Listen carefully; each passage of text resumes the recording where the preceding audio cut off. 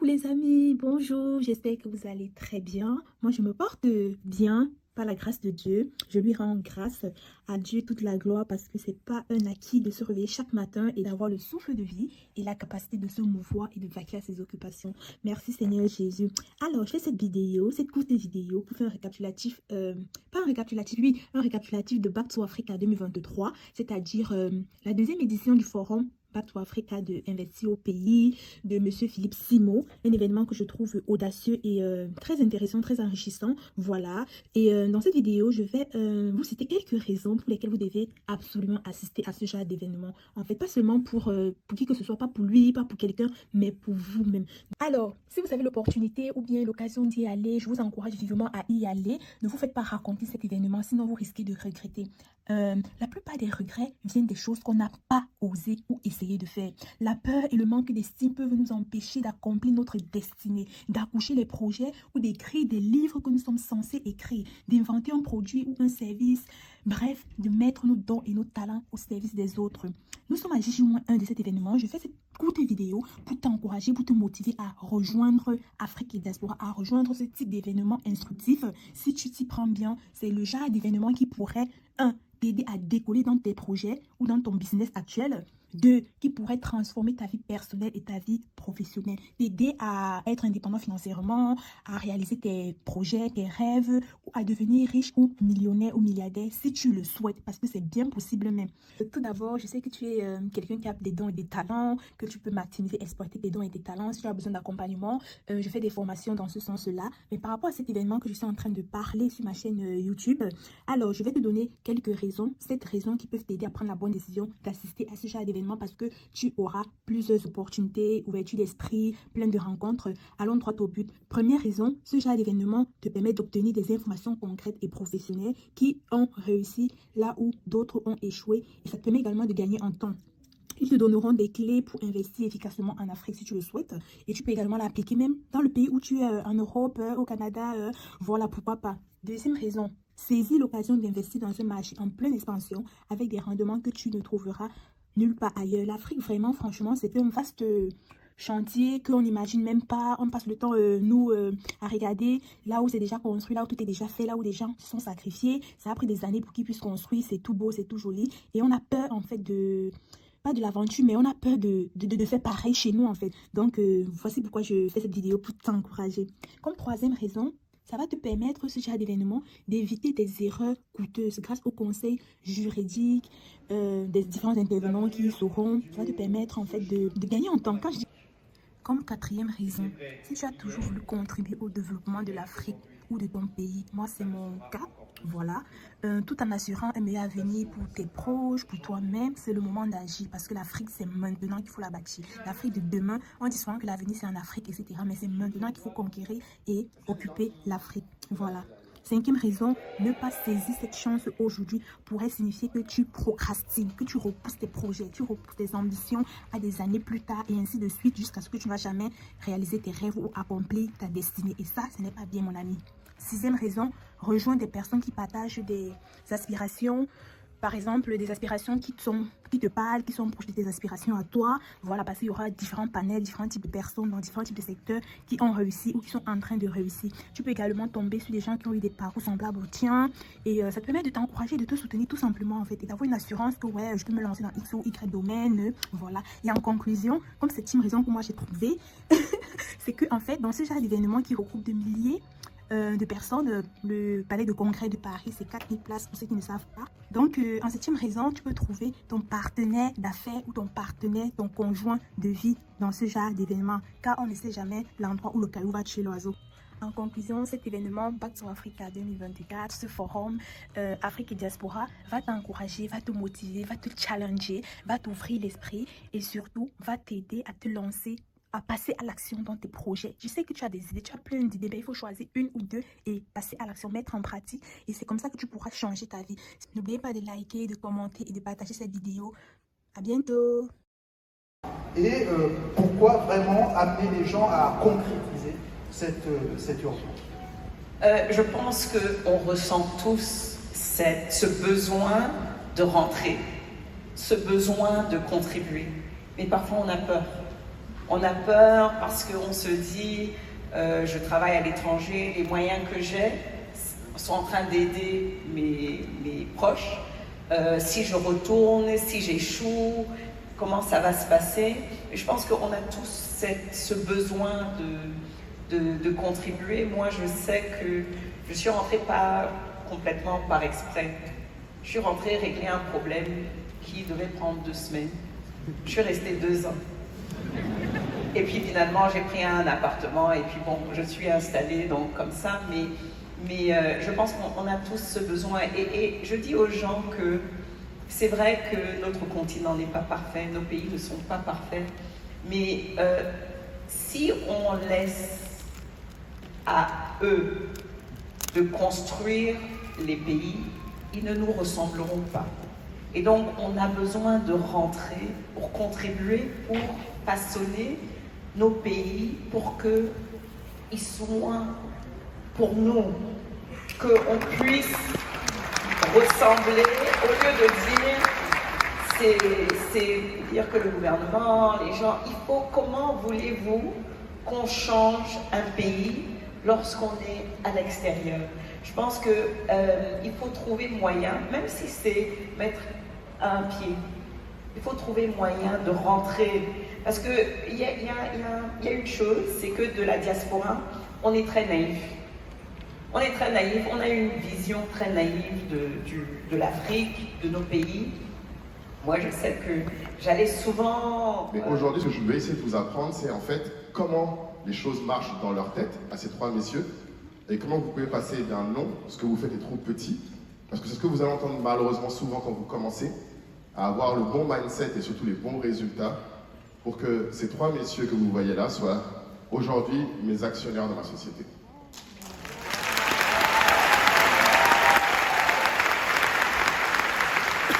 Donc,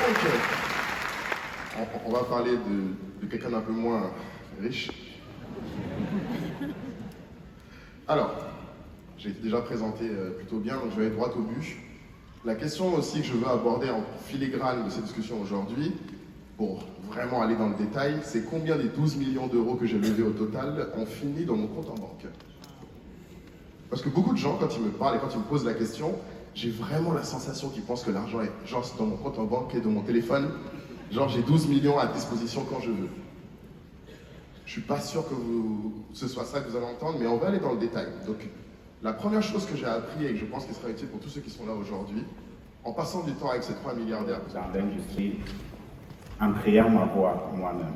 Parce que quand j'avais recruté un ingénieur pour qu'il m'aide à faire le choix des machines, ou bien m'accompagner dans l'achat des machines, à chaque moment qu'on partait à la négociation, il demandait 40 à 35%. Et l'affaire échouait à tout moment.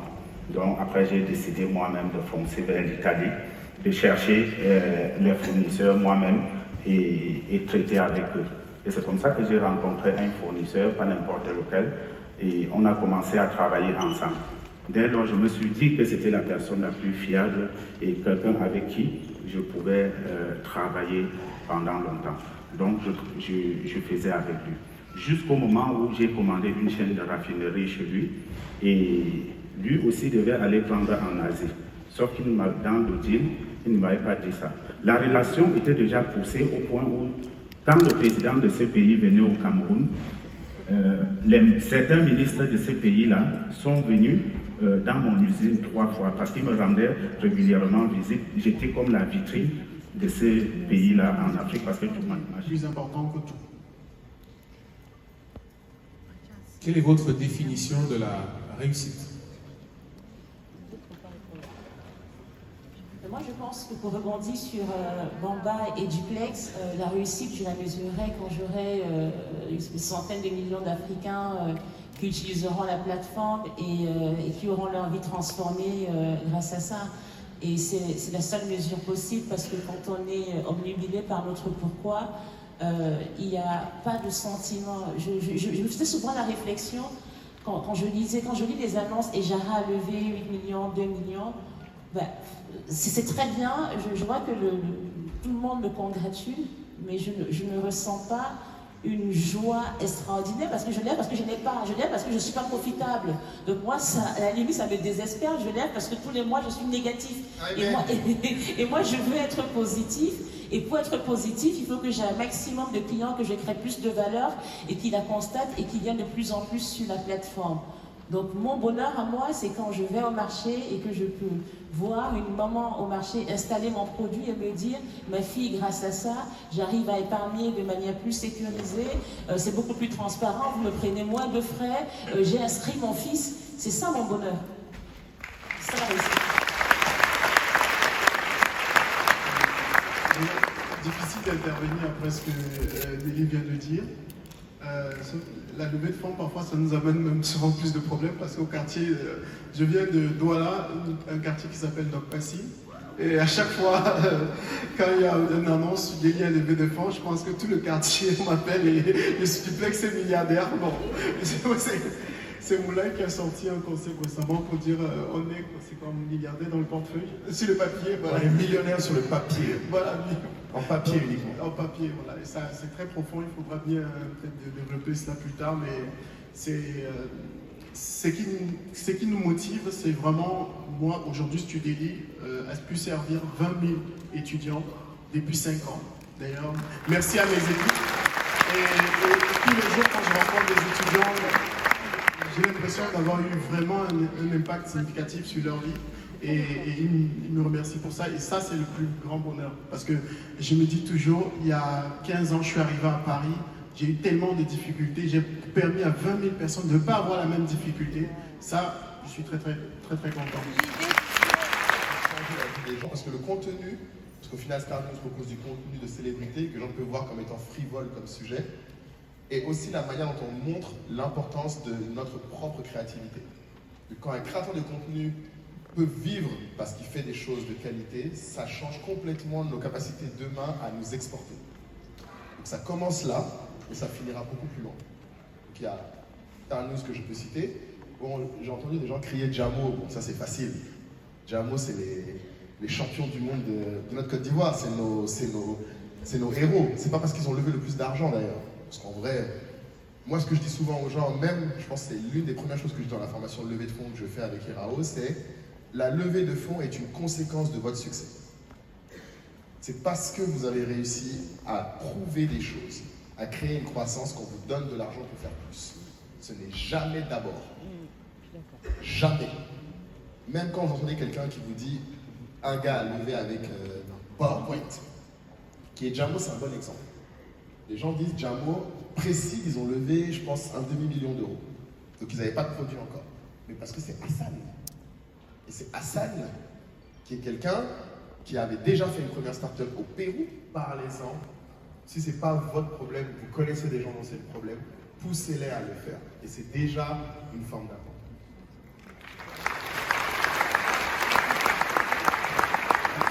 Vous avez une forte concurrence, en particulier avec des acteurs internationaux. Toi, ouais. Sur la concurrence, oui. Moi, en tout cas, sur le secteur de la logistique, en Afrique, il est totalement dominé par des acteurs internationaux. Tu vois. Après, il y a toujours des espaces. Nous, on est parti, on s'est dit, allez, stratégie océan bleu. L'international, il est totalement dominé par ces acteurs-là. Mais par contre, le local, il est oublié. Il est délaissé, il n'intéresse personne. Mais c'est là où, en tant qu'Africains, on a des problèmes. Donc nous, on s'est dit, la première priorité, ce sera de construire pour que des grandes villes, vers tous les villages de nos pays, on puisse livrer. Et livrer quoi? Approvisionner toutes les pharmacies d'un pays. C'est essentiel. Réapprovisionner des supermarchés. Faire de l'e-commerce, évidemment. Distribuer des factures, etc. Mais une fois que tu as créé cette infrastructure, on peut plugger tout ce qu'on veut dessus. Et donc aujourd'hui, ces grandes multinationales, ce sont nos clients. Et ça devient finalement, on devient en tout cas incontournable pour leur permettre de livrer dans les villages partout dans le pays. Ce que vous faites de cette ambition. Vous êtes ambitieux, ça veut dire que vous avez le courage, vous avez l'intelligence, vous avez la niaque pour faire des choses, ben faites-le. Faites-le. Et comme je dis, faites-le avec justement l'échec comme non-option. C'est vous faites pour réussir. Quand vous commencez, dites-vous tout ce que je touche, je vais le transformer en or. C'est tout.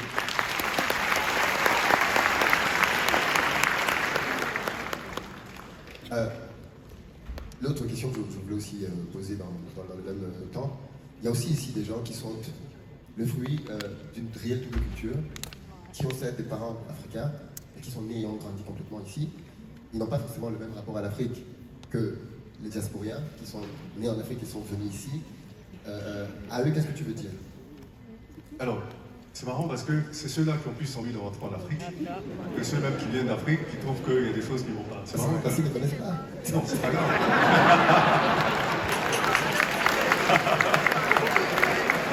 Non, je crois que... Et pour moi, en réalité, on est d'où on est né en réalité. Parce que pour moi, le droit de sol, il est extrêmement puissant. Il est peut-être même plus puissant que le droit de sang. Vous allez voir que les pays qui mettent l'accent sur le multiculturalisme ont tendance à mettre en place une politique d'immigration de droit, de citoyenneté, de droit de sol, comme les États-Unis par exemple. La Côte d'Ivoire, c'était le cas de 60 à 72, après ils ont changé d'avis, je ne sais pas pourquoi. Mais le sol est extrêmement important. Vous êtes attaché là où vous êtes né. Donc ceux qui sont nés ici, qui sont afro-descendants, sont aussi sont européens en réalité. Maintenant, en fonction de comment ils sont éduqués, comment ils sont élevés, ils auront tendance à peut-être se rapprocher du continent ou à ne pas se rapprocher du continent. Mais ceux-là, il faut qu'ils aient la volonté de se rapprocher du continent. De ceux-là, il faut qu'ils aient envie de s'identifier à leurs parents. Et ceux-là, en réalité, malheureusement, ils vont être le fruit de l'éducation que les parents africains leur ont donnée. Si les parents africains ont pensé à passer leur temps, toute l'année, enfin toute leur éducation à faire du Africa bashing, en disant non mais ici c'est mieux, là-bas c'est pas bon, mais ils finissent par penser que là-bas c'est pas bon. Mais si les parents disent à des enfants qui sont nés ici, écoutez, l'Afrique c'est comme ça, voilà les bons côtés, il y a des challenges, ben, vous êtes africain, évidemment vous êtes dans une société où c'est vrai, vous êtes né ici, vous êtes ici, mais rappelez-vous dans quel type de société on vit, à un moment donné on va vous rappeler d'où vous venez. Vous avez dit je suis né à Bobigny, on dit oui mais avant ça, avant Bobigny.